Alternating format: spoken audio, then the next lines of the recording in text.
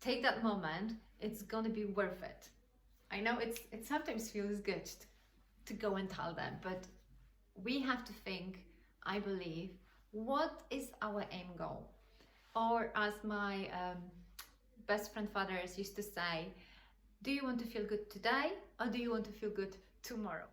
Hello, welcome. My name is Anna, and today I'm putting my HR hat on with a weight of an over decade HR experience in the UK, as I'm going to be commenting on this particular scene from the movie What Men Want, because I want to focus on how to have a more effective communication as an employee and as a manager when it comes to discussing disappointment related to lack of promotion, lack of pay increase at the level that would be satisfactory for the employee, how to have those conversations and how not to do it as Ali Davis did. Let's have a look at the scene first, and then I'm gonna bring my toolkit. Is this a joke, Nick? Huh? I mean, what the fuck do I have to do to make partner? Breathe. Grab a Fiji. I mean, you know the deal. It has to be unanimous partner approval. I'm not a movie critic, so luckily I don't have to comment on that part, but I want to focus on the tools I've mentioned that I can give you so your communication in the workplace as an employee or as a manager can be more effective. And the tools I want to talk about are first the transactional analysis by Eric Berne. We're going to look at the communication between Ali and her manager, and we're going to put the theory into practice so you can see exactly how different dynamics can play out with what effect.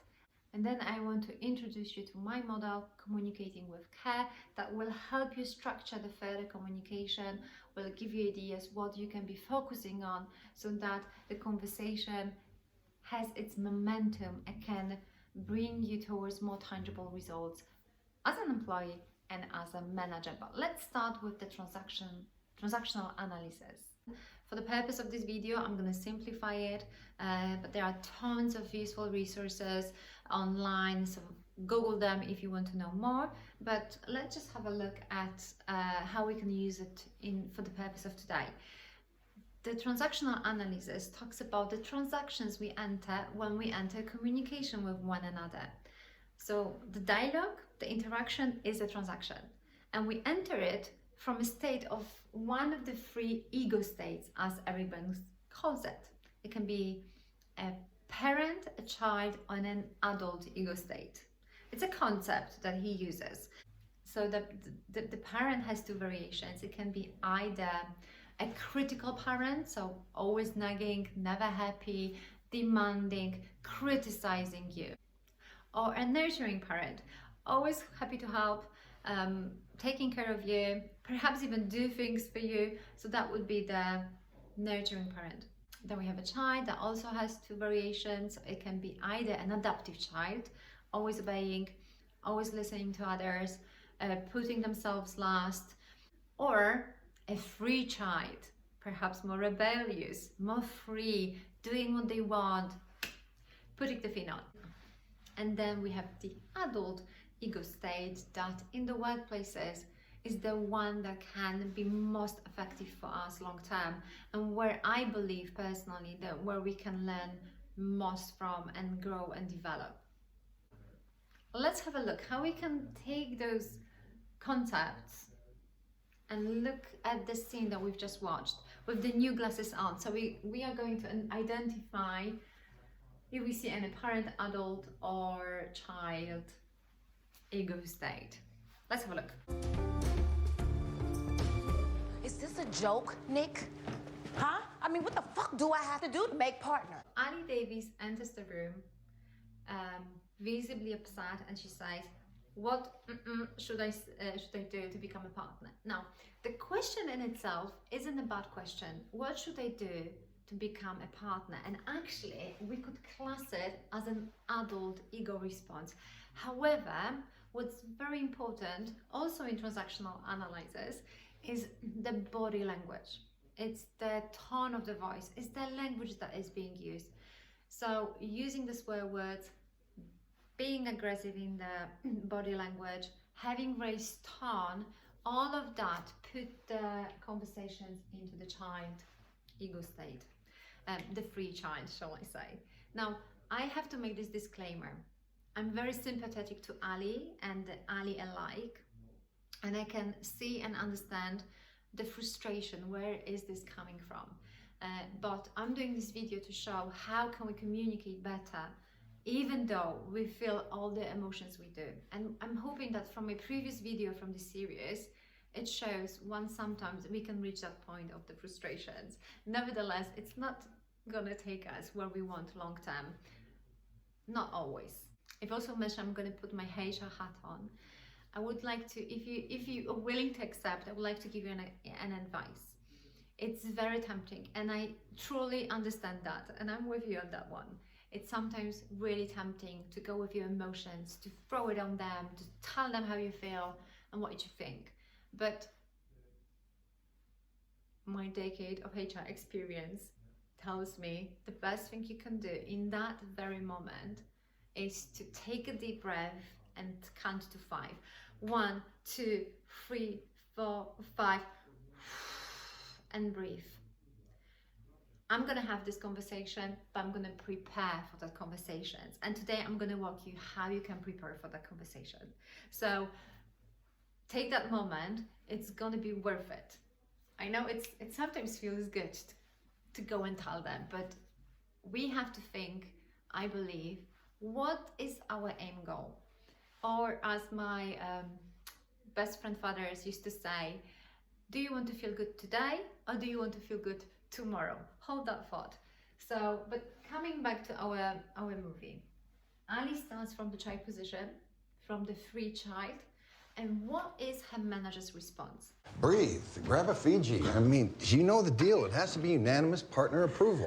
Whilst Ali's manager follows my advice of Ali taking a moment to breathe and calm down, he doesn't do it from an adult ego state, but from a parent ego state. So using the transactional analysis methodology, we could make an arrow from child to parent and from parent to child.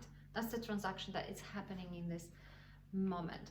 Why is this not an adult response? Because of the body language again and the context. He's sitting at his desk. He's visually ready to get on with his work. This is not my problem, that's your problem, deal with it, get on with it, it is what it is. That's what his parents' critical parent response sounds like, which triggers a child's response, as we're going to see in a second. How could he have done it differently? He could change, interrupt the transaction from child to adult by using, for example, what's called a labeling technique. This is an empathy tool, and what it does is you are naming or labeling the emotion that you're seeing in another person. So for example, he could have said, look, being completely present with her, so not going to his computer, not opening his laptop or computer to start working, being present with Ali, he could have said, look, I understand that you're being upset. I can see that you are upset, disappointed, and frustrated. I want to help you with that. How about we find some time later in today or tomorrow on how could I support you with that moving forward. So you are labeling the emotions, which helps diffuse the situations and be present with the employee. And it helps us as well from the transaction analysis point of view, getting the conversations from the parent state into the adult state.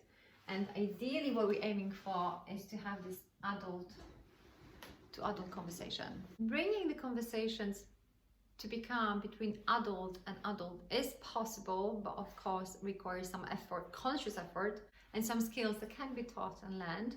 And hopefully this video will help you with that.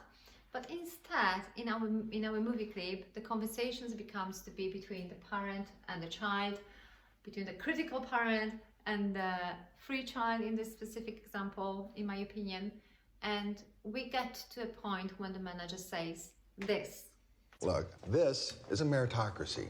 So you're not entitled to be a partner. Which just triggers the conversations to go even further into the dead end.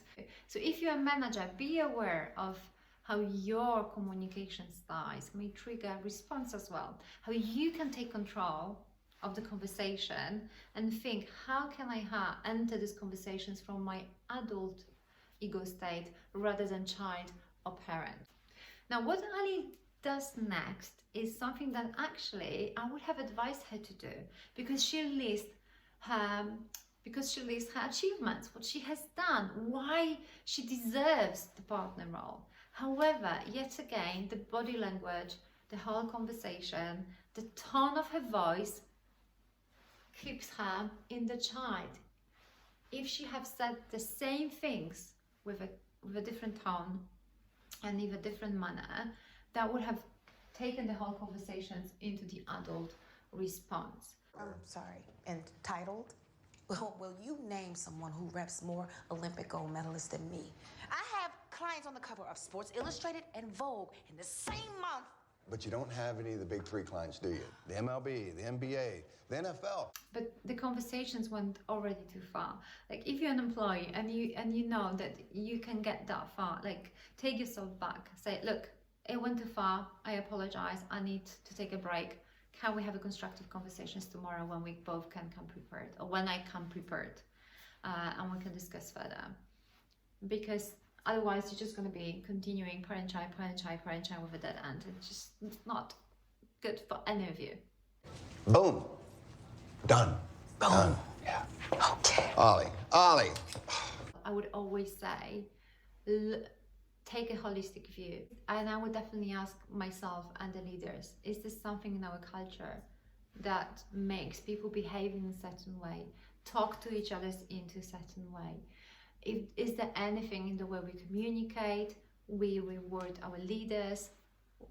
Is there anything in our bonus structure, in the way we progress and reward people, that creates certain type of behaviors? Always ask yourself, is what I'm going to do give me a momentary satisfaction, but is it going to take me to my longer term goal?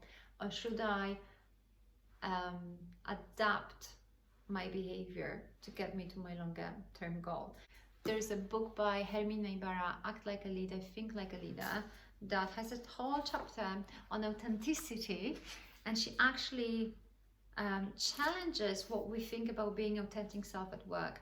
I've come to conclude that the way we think about authenticity poses a real danger to our capacity to grow and learn. She also talks about it in one of the, I think it's a TED Talk, I'm going to link it below, where she actually says, what got you here won't get you there. And she encourages us to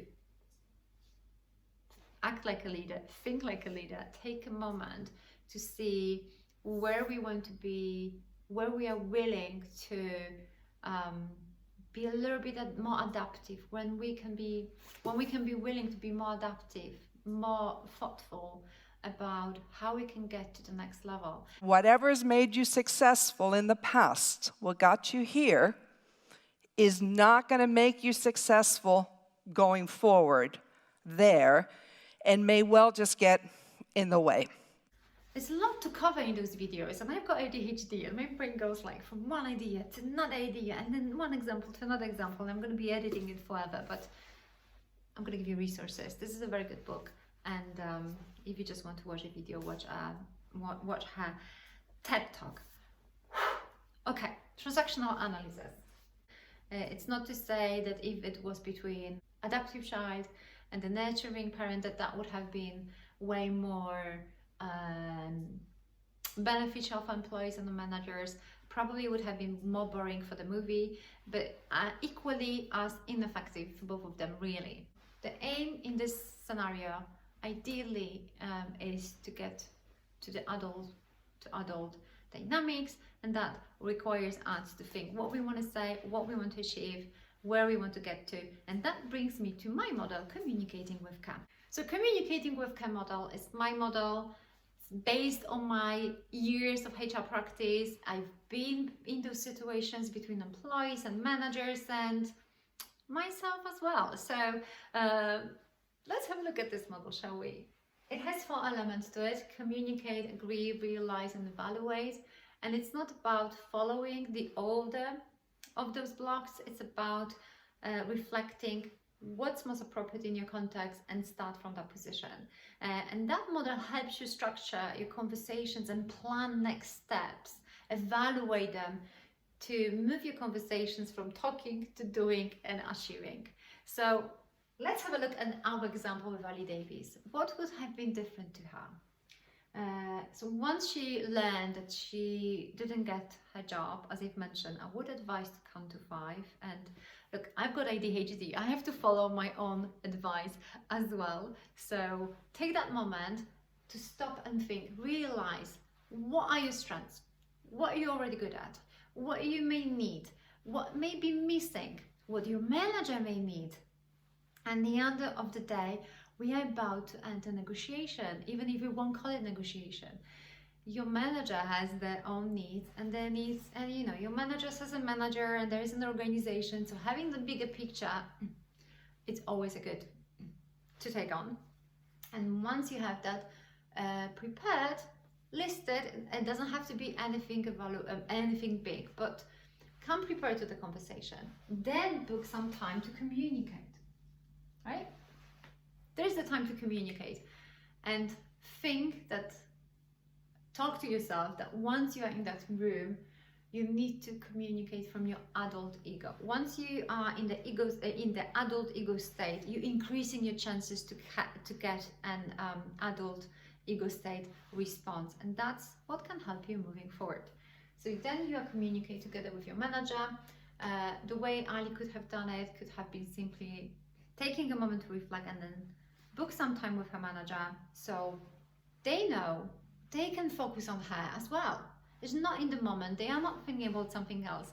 They are prepared that they're going to have a conversation about her career development or what has happened, so then she can learn and take it forward.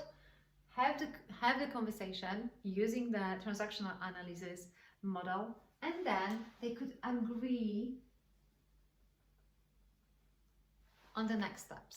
When we're in the communication state, we would often, especially if the conversations is in between adults to adults, there's often going to the realized point. In our example, Ali could have learned in a constructive way that she needs to have more big 3 names. But you don't have any of the big 3 clients, do you? The MLB, the NBA, the NFL. And what's good for managers with this model is that they can as well enter the conversations with open mind and the curiosity to think about how we want people to get to the goals, how we want them to work, what do we care about in them reaching that goal. So you can have very good conversations about that, and then you can agree on the next steps, timeframes, and then we can't forget about the last point, which is evaluate. So the conversation isn't only about talking, but that there is a momentum and that there is a result at the end of that. So having, for example, monthly catch-ups on this, or a ways of reporting back, or even if it's self-reflection, it's good to have an element of evaluation to see what's working, what's not working. So next year, when we have another end of the year review, if we do, and I had a separate video on that one in the previous episode, link below, there are less surprises for both of us. A very simple tool to do evaluation is stop, start, continue. It's thinking about what you should stop doing, what you should start doing, and what you should continue doing because it's working. And this way it's much healthier, it's much more constructive, and it's focused on the long term, and it's beneficial for employee and the managers. In order for this to succeed, we need to be in the adult to adult conversational state. So bear that in mind. I hope you find this useful. You can download my Communicating with Cam free PDF of 9 pages that includes additional resources that can be very helpful for you. So download it in the link below, and also check my other videos when I look at the What Men Want movie as an excuse to talk about diversity, inclusion, career progressions, communications in today's workplaces. And in the next video of this series, I'm going to continue looking at the meritocracy and the types of biases that can be at play. Let me know if you have any questions. Let me know if you have some observations, and how do you think they could have communicated better in this episode. Thank you so much for listening, and until the next one.